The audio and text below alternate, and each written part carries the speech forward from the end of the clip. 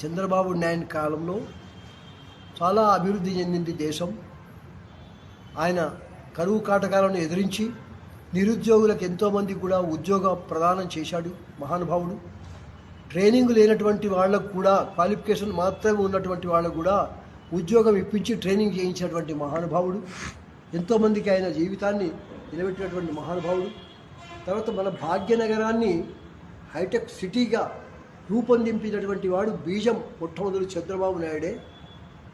అలాంటి మహానుభావుడు మళ్ళీ వస్తే మన తెలంగాణ కానీ మన ఆంధ్ర కానీ ఏదైనా కానీ పురోగతి ఉంటుంది. ఆయన యొక్క సలహాలు చాలా మంచివి. ఆయన ఉండబడేటువంటి ఉద్దేశం కూడా చాలా మంచిది. ఆయన ప్రారంభంలో వచ్చినప్పుడు భువనేశ్వరి ఆయన ఎవరో మహానుభావుడు ఉపదేశం చేశాడని చెప్పి 108 మంది దంపతుల యొక్క పూజ చేశాడు. వాళ్ళకు 108 మంది బ్రాహ్మణోత్తములకు పట్టు దోతులు, అమ్మవారికి పట్టు చీర, పసుపు కుంకుమ పెట్టి కాస్త సువర్ణ దానం కూడా చేశాడు. ఎవరో మహానుభావుడు చెప్పాడని చెప్పి అది వైష్ణవ బ్రాహ్మణులకు చేయాలి, శ్రీమన్నారాయణ భక్తులకు మాత్రమే చేయాలి అనేటువంటి ఉద్దేశంతో 108 స్వాములకు దంపతులకు ఆయన పూజ చేశాడు మహానుభావుడు. దానివల్ల ఆయనకు మంచి అత్యవసాయం.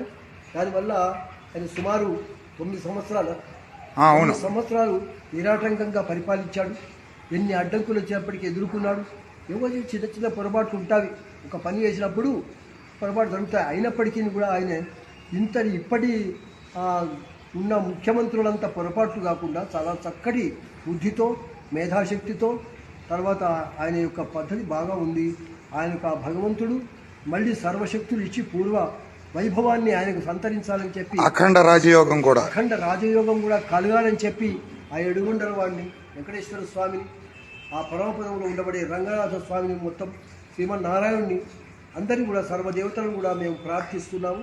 అలాంటి మహానుభావుడి వల్లనే భాగ్యనగరంగా విలసిల్లింది. హైటెక్ సిటీ కంప్యూటర్ అభివృద్ధి అయిందంటే ఆయన వల్లనే బీజం. ఇప్పటి వాళ్ళంతా మేం చేశాం అంటారు కానీ లాభం లేదు. దానికి మూల కారణం ఆయననే. ఆ మూల కారణాన్ని మనం మర్చిపోకూడదు. ఆయన భక్తి అంటే తల్లిని మరిచిన వాళ్ళం అవుతాం. స్వామివారు చంద్రబాబు నాయుడు గారికి వేదాశీర్వచనం ఇవ్వండి. వైష్ణవ బ్రాహ్మణ ఉత్తములు మీరు వృద్ధులు వేదాశీర్వచనం ఇవ్వండి. రికార్డ్ చేస్తున్నాను. యస్మిన్ విన్యస్య భారం విజయిని జగతాం జంగమస్థావరాణాం లక్ష్మీనారాయణాఖ్యం మిథునమనమత్యద్యుదారాం విహారాం ఆరోగ్యం భూతిమాయు కృతమిహోగుణాం యదాస్థాపనం వహ తత్తస్సద్య సమస్తం దిశసు సపురుషో దివ్యహేచ్చవర్తి.